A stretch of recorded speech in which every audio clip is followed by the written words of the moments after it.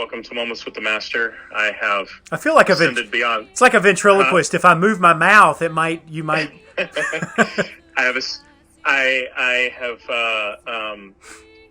followed the Jedi way and have ascended beyond the need for physical form, and now I am just a disembodied voice. No, I am for the foreseeable future, potentially as long as 9 months, unable to use the internet or email. And Josh came up with the idea of doing these recordings by telephone. So thank you, Josh. Thank you, technology.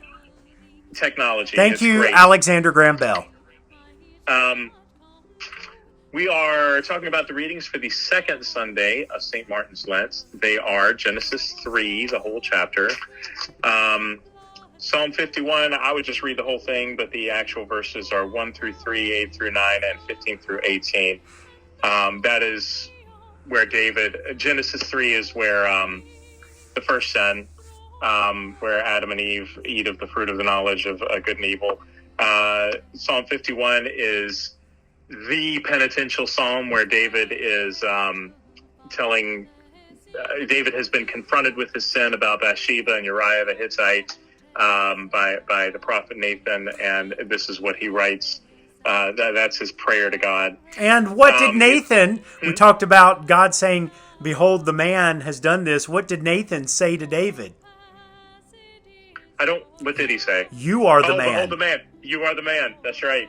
You are the man. That just occurred to me. The epistle is 1 John chapter 1, verses 5 through 10. And then the gospel is John 1, verses 10 through 17. There was something I wanted to say about the Old Testament verse, and it was something about the first sin, but I can't remember. Okay, so I'm going to be reading the gospel. I'm not really talking about it, but I'm going to be reading it. John chapter 1, verses 10 through 17. He was in the world, and the world was made through him, yet the world knew him not. He came to his own home. He came to his own home, and his own people received him not. But to all who received him, who believed in his name, he gave power to become children of God, who were born not of blood, nor of the will of the flesh, nor of the will of man, but of God. And the word became flesh, verbo carum factum est, and dwelt among us. He tabernacled among us. We have beheld his glory as of the only Son from the Father. John bore witness to him and cried, this was he of whom I said, he who comes after me ranks before me, for he was before me. And from his fullness have we all received grace upon grace. I love that phrase. Yes. For the law was given through Moses. Grace and truth came through Jesus Christ. I really could just end with that. There is such potency in the Gospel of John, more than all the rest of them.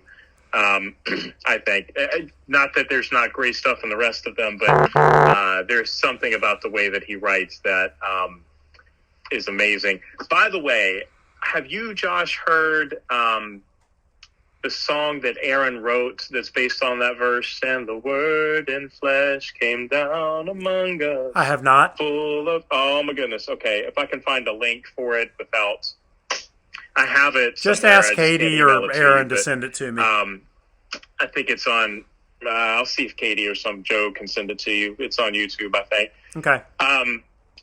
Yeah, it would be good to put at the end. It's well worth it. Anyway, what I wanted to talk about was something that I meant to talk about last week and did not. And it goes to the nature of God and the nature of Christianity, really all the Abrahamic religions, but especially Christianity as opposed to other religions.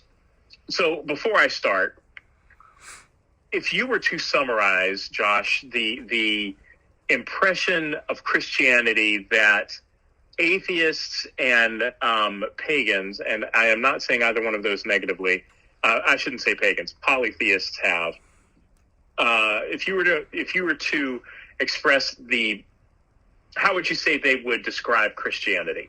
Probably exclusive and judgmental. Okay, exclusive and judgmental. And how would they describe the Christian God? especially of the Old Testament. Oh, probably angry and vengeful. Angry, but yes, exactly. None of the words that we would apply to God. No. So I was thinking about this. I've been thinking about this for years, really. But when you look at the creation stories from all the other religions, they're all of the ones that are polytheistic have a thing in common that is very different from Christianity. So let me go through a couple of them real quick and see if you can pick out. Well, they're all extremely bloody and fighty. Well, yes, okay, so you already know this. And in the Viking creation story, Woden, I believe, Odin slays his grandfather, Ymir, the ice giant, and from his corpse makes the world. So we are living on a rotting corpse. It's the same thing in Mesopotamian religion, where the land on which we live is the corpse of the goddess Tiamat, who was killed by Marduk. But then, interestingly, those gods create human beings not out of love, but because they want somebody to make offerings to them. And in their flood story, they have a flood story too. In their flood story, everybody is killed except for one person that this one god preserves. And then all the gods are upset because they're hungry and thirsty and they don't have anyone to make offerings for them.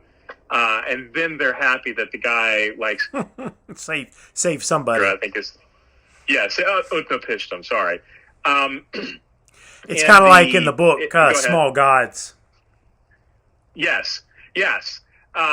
In a lot of the more animist hunter-gatherer type religions, it is like a trickster who sort of tricks somebody into creating the world.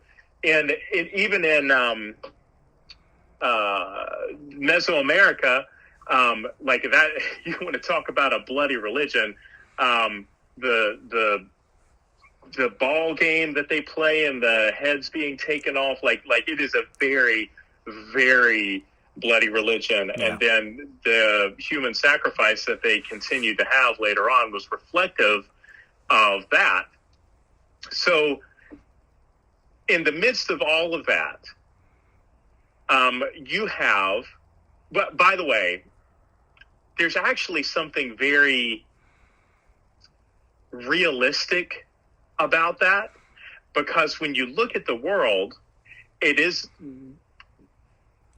you were to look at the world and to create a religion based on the things that you observed in the world, it's all about power and one-upsmanship and dog eat dog and adaptation. It would be a religion of Darwin, mm-hmm. of the strong survive and adaptation and conquering. All right. It would be a Nietzschean religion. It would be the religion of that most. I mean, when you the Ishtar. I read this one guy who's talking about how the Mesopotamians and pagans in general had a more healthy attitude towards sex, and he was talking about Ishtar and temple prostitution.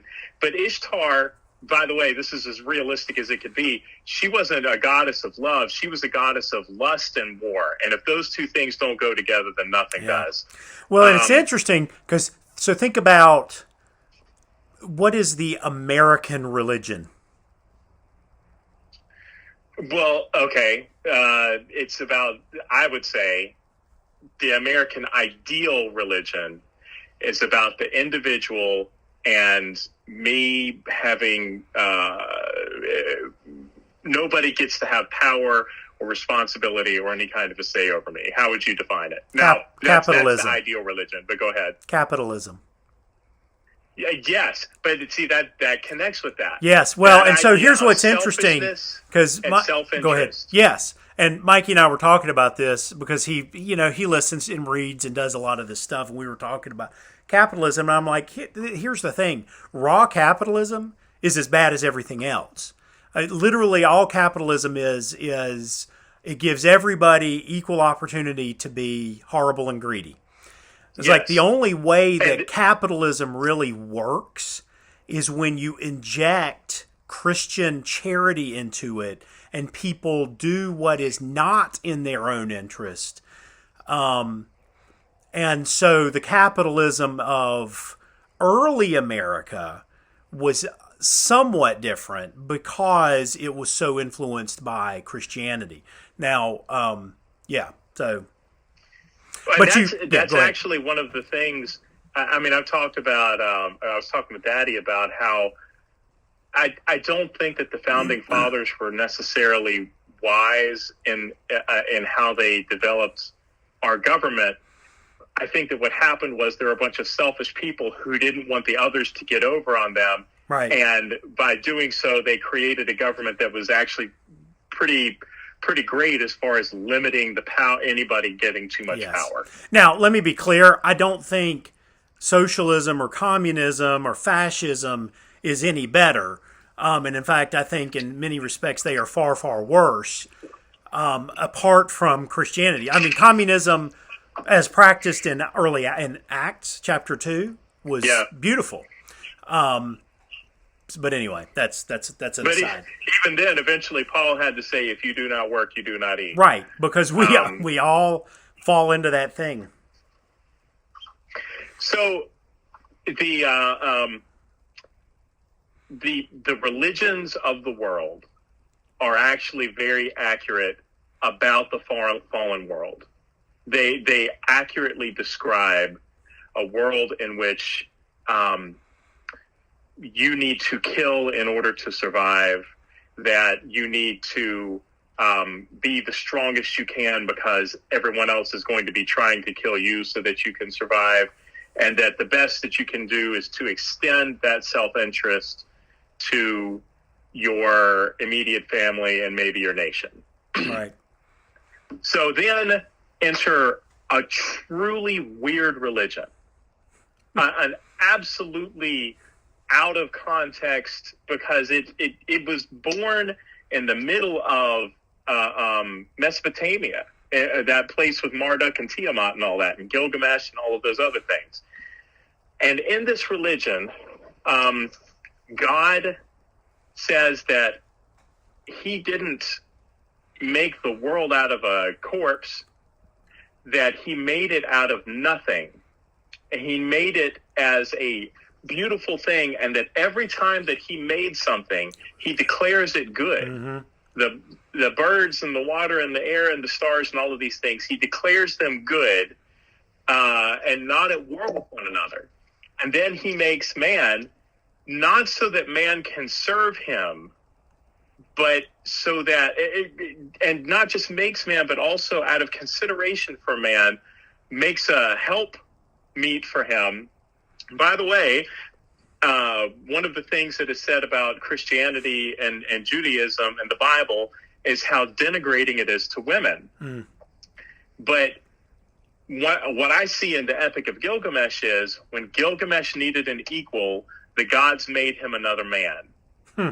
But when Adam needed an equal, God made for him a woman. And interestingly, I read an article. In fact, I've preached about this. But the word when it calls the woman a helper, like in a patriarchal society, and you know, Judaism and Christianity fell into that because that is, you know, power is just it's part of a sinful fallen world. But when Genesis calls the woman a helper, it is not a subservient thing. It uses the same word the same description that it uses for God, Yahweh, over and over and over and over again in the Tanakh, that God is our helper. And so God certainly is not in a subservient role to us. In fact, God is far superior. And it may explain why it says that the woman's curse was that she would Yearn for the man. Yes, well, that she would, your desire will be for your husband, and he shall rule over you. Because, in a sense, maybe her position that she was, her true position was the protector and provider, and not the other way around. And it's one of the reasons that I like Catholicism, because I don't want to say elevation of, but I'm going to say it anyway. The elevation of Mary seems to repair that not just in Jesus himself, the new Adam, but also in Mary, the new Eve, because Jesus made himself needful and subservient to his mother. Oh, how interesting! Yes, and in every way, she. There was a time when she had power was over as him, God to him, as mothers are as God to their children. Yeah, absolutely. And so this is everything. Everything about what I see in Jesus is a reversal of what human beings have come up with. I'm not. I don't care about the gods or demons or anything like that. The thing that bothers me, it's the same thing that bothers me about the American religion, and it is that it is anti-Christian. It's not even that it's demonic. It is just not fully. It is not the gospel. That everything about Jesus turns everything about the world on its head. Yes. If we want to, we could have a great nationalistic pagan religion. It just really should not be Christianity, because Christ makes good things where things work in concert, and it's when it's broken that we have to do all this other BS. Yeah. So that was, yes, I'm glad I saved that for its own week. I was going to do hymns for every week. So actually, let me just, I'm grabbing a hymnal that I just happen to have on, let's see what this is. Drop down, do ye heavens. Yeah, that's for Advent. Rorate Coeli. Okay, so, this actually fits very well with the Psalm 51 thing. So I'm going to go ahead and read this. Well, first of all, do you have anything? I don't.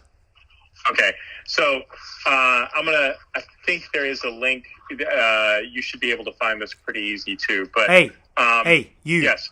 Why don't you sing it? Oh Lord, I don't know if I can. Oh, then you're fired. Never mind. I'll find it. I'll see if I can find it. Okay. Drop down, do ye heavens from above, and let the clouds rain down the just one. I love that. The just one being Jesus. Be not angry, O Lord, and remember no longer our iniquity. Behold, the city of the Holy One has become a desert. Zion has become a desert. Jerusalem is desolate. The house of thy sanctification and thy glory, where our fathers praised thee. We have sinned and are become as one that is unclean, and we have all fallen as a leaf. Good time of the year to say that. Yeah. And our iniquities, like the wind, have carried us away. Thou hast hid thy face from us, and hast crushed us in the hold of our iniquity. Behold, O Lord, the affliction of thy people, and send forth him who is to come. Connects to what you had said. Send forth the Lamb, the ruler of the earth. The Lamb, the ruler of the earth. Put those two together. And from the rock of the desert to the mount of the daughter of Zion, that he may take away the yoke of our captivity. Be comforted, be comforted. And so this is the prayer that they're saying to God. And then God says, be comforted, my people. Thy salvation cometh quickly. Oh God, why art thou consumed with grief? For sorrow hath estranged thee. I will save thee. Fear not, for I am the Lord thy God, the Holy One of Israel, thy Redeemer. Drop down, ye dew, from the heavens, and let the clouds rain down the just one. Amen. Anyway, okay. And that is all that I have. Do you have anything else? I do not. Okay. In the name of the Father, the Son, and the Holy Spirit, I give you my heart, my soul, and my strength. Make me a good man. Amen. Rorate Coeli super, et nubes pluant justum. Rorate Coeli super, et nubes pluant justum. Ne iras caris Domine, ne ultrame mineris iniquitatis, exet civitas sancti facta est deserta, Sion deserta facta est, Jerusalem desolata est. Domus sanctificationis Tuae et gloriae Tuae, ubi laudaverunt Te, Patres nostri.